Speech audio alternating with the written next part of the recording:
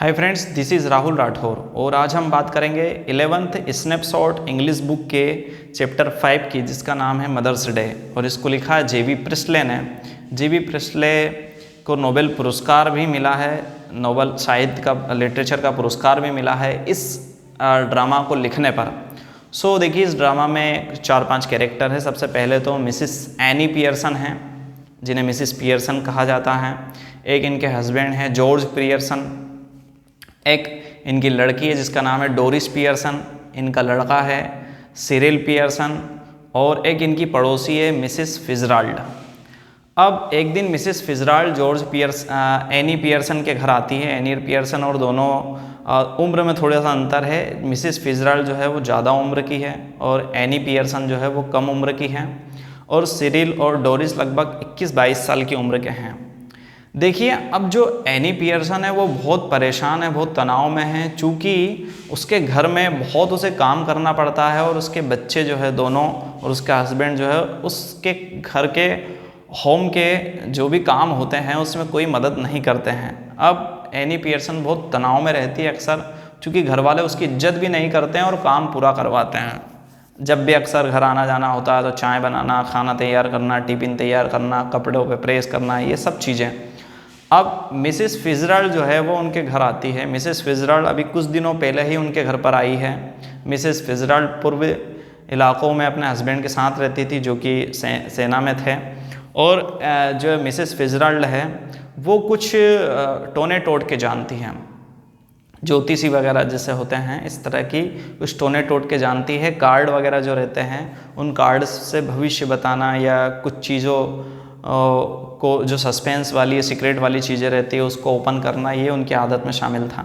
Mrs Pearson से वो कहती है बैठ करके कि मिसिस पियर्सन, क्यों ना हम ऐसा करें कि हम एक दूसरे के बॉडी को चेंज कर लें। यानी मैं कुछ ऐसा कर सकती हूँ कि हम एक दूसरे के शरीर को चेंज कर लें, तो मेरे अंदर तो आप आ जाएं और तुम्हारे अंदर मैं आ जाऊं, ताकि मैं तुम्हारी जगह पर आ जाऊं। चूँकि जो मिसिस फिजराल्ड है वो बहुत तेज़ तर्राट और बहुत रूड स्वभाव की है और मिसिस पियर्सन बहुत शांत स्वभाव की, सिंपल और हॉस्टल लाइफ है उनकी। तो मिसिस फिजराल्ड कहती है कि मैं तुम बनना चाहती हूँ ताकि मैं आपके बच्चों को और तुम्हारे हस्बैंड को थोड़ा सबक सिखा सकूँ। मिसिस एनी पियर्सन तैयार हो जाती कि चलो ठीक है, लेकिन ज़्यादा समय तक घर वालों को परेशान मत करना। दोनों के बीच समझौता हो जाता कि चलो ठीक है, कुछ सिर्फ एक दिन हम करते हैं ये प्रयास। अब मिसिस फिजराल्ड जो है मिसिस पियर्सन के हाथ को पकड़ती है और कुछ मंत्र फूंकती है, जैसा कि होता है। मंत्र फूंकने के बाद थोड़ी देर के बाद दोनों के शरीर एक्सचेंज हो जाते हैं, यानी कि मिसिस पियर्सन के अंदर तो मिसिस फिजराल्ड है और मिसिस फिजराल्ड के अंदर मिसिस पियर्सन है। अब मिसिस पियर्सन कौन हो चुकी है? फिजराल्ड हो चुकी है, जो बहुत रूड स्वभाव की हो चुकी है। और मिसिस पियर्सन जो है मतलब यानी जो फिजराल्ड है वो मिसिस पियर्सन हो चुकी है, यानी कि बहुत शांत स्वभाव की हो चुकी हैं। अब मिसिस जो फिजराल्ड है जिसके अंदर पियर्सन है वो फिजराल्ड के घर चली जाती है। अब मिसिस फिजराल्ड जो है वो मिसिस पियर्सन के घर बैठी है, यानी कि उनके शरीर के अंदर तो फिजराल्ड है, लेकिन बाहर से दिखने में वो किस तरह से हैं? मिसिस पियर्सन जैसी हैं। अब क्या होता है, सबसे पहले डोरिस जो उनकी लड़की है वो घर में प्रवेश करती है। डोरिस बोलती है, क्या मम्मी आपने मेरे कपड़ों पे आयरन कर दिया है? तो वो कहती है कि मैं क्यों करूं तुम्हारे कपड़ों पर आयरन, तुम खुद करो। वो कहता है कि वो डोरिस कहती है कि मुझे चार्ली स्पेंस के साथ घूमने जाना है मम्मी। तो उसने कहा कि मुझे क्या लेना देना चार्ली स्पेंस से, और चार्ली स्पेंस जैसा घटिया लड़का तो मैंने कभी देखा भी नहीं है। मैं तुम्हारी उम्र में होती तो चार्ली स्पेंस के साथ कभी घूमने नहीं जाती। ये ना वो गुस्से में बोल रही है एनी पियर्सन। तो जो डोरिस है वो डर जाती है उसकी लड़की की, यार ये मम्मी में आखिर ये क्या हो गया। फिर भी वो ध्यान नहीं देती है और चली जाती है। उसके बाद थोड़ी देर के बाद उसका लड़का सिरिल आता है। सिरिल बोलता है कि मम्मी क्या तुमने चाय तैयार कर दी है, और क्या आपने मेरे कपड़े तैयार कर दिए हैं, क्योंकि मुझे बाहर जाना है। तो उसने कहा कि कौन से कपड़े, मैंने तो कुछ तैयार नहीं किया। तो वो सिरिल बोलता है कि मम्मी मैंने सुबह ही तो तुमसे बोला था। तो वो उनकी बातों को सुनती नहीं है। अब सिरिल डोरिस के पास जाता है, वो आपस में बातचीत करते हैं कि यार ये मम्मी को आखिर हो क्या गया, कोई चोट वोट तो नहीं लग गई है, पागल तो नहीं हो गई है ना, या कोई ऐसी घटना तो नहीं हो गई, या तुमने कोई डांट तो नहीं दिया है। तो उसने कहा कि मुझे तो नहीं पता, लेकिन अभी से थोड़ा सा परिवर्तन दिखाई दे रहा है मुझे कि मेरे ऊपर भी गुस्सा हुआ, आपके ऊपर भी गुस्सा हो गई मम्मी, है ना। अब दोनों आते हैं सामने, तो एनी पियर्सन बोलती है कि शराब की बोतल कहाँ है, मुझे शराब पीना है, जबकि उनके मुंह में सिगरेट ऑलरेडी चल रही है। दोनों बच्चे देखते हैं कभी, क्योंकि उन्होंने कभी सिगरेट नहीं पी है। अब डोरिस ये भी कहती है मम्मी से कि मम्मी आप ये सिगरेट पी रही है, तो उसने कहा क्या कानून में ऐसा लिखा है, जो पियर्सन है वो कहती है क्या कानून में ऐसे लिखा कि सिगरेट नहीं पीना चाहिए, ठीक है, तो मैं पीऊँगी, वो तो मेरी मर्ज़ी है। फिर कुछ देर बाद दोनों डोरिस और सिरिल चर्चा करते हैं मम्मी के ऊपर कि आखिर ये क्या हो गया है, और इतने में एनी पियर्सन जो है शराब की बोतल लेके आती है, अपने टेबल पर रखती है और शराब पीने लगती है।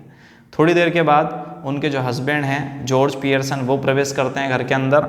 जॉर्ज पियर्सन थोड़े से मोटे हैं, हम्पी डम्पी टाइप है, यानी थोड़े मोटे से हैं और बहुत धीमे धीमे चलते हैं। तो वो जॉर्ज जो आते हैं और मिसिस पियर्सन से बोलते हैं मैं चाय नहीं पीऊँगा और तुम मेरे लिए चाय मत बनाना। तो मिसिस पियर्सन बोलती है, जिनके अंदर कौन है, फिजराल्ड है, जो बहुत रूढ़ स्वभाव की है, जबकि पियर्सन काफ़ी सिंपल थी। लेकिन यहाँ पर पियर्सन के अंदर जब फिजराल्ड है तो वो काफ़ी तनाव देना चाहती, घर वालों को ये सिखाना चाहती कि मम्मी की कितनी इज्जत होती है घर के अंदर, इसलिए इस लेसन का नाम मदर्स डे है। ध्यान से सुने, थोड़ा सा और लेसन है। तो यहाँ पर जॉर्ज बोलता है कि मुझे चाय नहीं पीना है, तो पियर्सन बोलती कि मुझे क्या लेना देना तुम्हारी चाय से, और वैसे भी चाय मैंने बनाई नहीं है, तुम्हें पीना है तो खुद पी लो। और जॉर्ज कहता है कि मुझे आज क्लब में भी जाना है तो मैं निकलता हूँ। तो वो कहता है कि तुम्हें पता है क्लब में तुम्हारा कितना मजाक उड़ाते हैं लोग, तुम्हें लोग हम्पी डम्पी बोलते हैं, है ना, यानी गोल मटोल बोलते हैं, और कितना मजाक उड़ाते हैं तुम्हारे पीठ पीछे। तो वो कहता है कि ये क्या कह रही हो तुम, आज तक मैंने तो कभी नहीं सुना। तो वो उसको बेटे को बुलाती है, सिरिल को, और बोलती है कि बेटा बताओ तुम अपने पापा को, क्या ऑफिस वाले और तुम्हारे जहाँ पर ये क्लब में जाते हैं वहाँ के लोग इनका मजाक नहीं उड़ाते हैं। तो बोलता हाँ पापा मजाक तो उड़ाते हैं। यानी मिसेस पियर्सन के अंदर फिजराल्ड है और बहुत क्रोधित स्वभाव में वो जो है एक एक से बदला ले रही है, कहने का मतलब, क्योंकि अभी तक कोई इज्जत नहीं थी मम्मी की। अब जो है चार्ल्स जो है बहुत गुस्से में वहाँ से बाहर निकल जाते हैं, सिरिल बाहर जाता है। अब इस बीच जो है सिरिल पड़ोस में जो फिजराल्ड है उनके पास जाता है, उनसे कहता है कि मिसेस फिजराल्ड मेरी मम्मी को कुछ हो गया है, आप थोड़ा देखें।